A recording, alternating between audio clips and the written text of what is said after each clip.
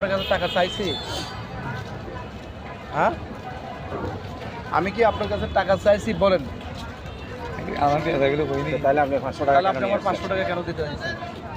500 টাকা দিয়ে কেন ম্যানেজ করতে হবে? আপনি মাল বিক্রি করতেছেন রোহিঙ্গাদের মাল, এটা তো অবৈধ।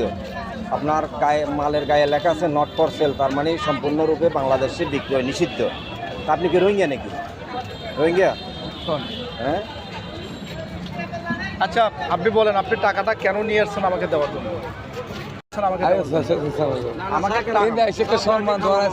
আমি কি টাকা চাইছি আপনার কাছে? বলেন টাকা আমি চাইছি? দাঁড়ান, কেন টাকা নিয়ে আসছেন আমার কাছে?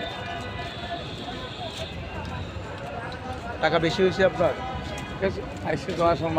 সেই টাকাটা কই দেখি, আমি টাকা চেহারাটা একটু দেখি। কত টাকা আনছেন? দেখি টাকাটা দেখি। কত টাকা?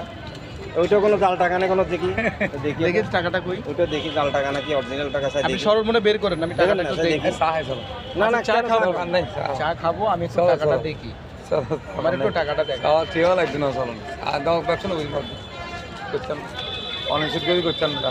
হুম?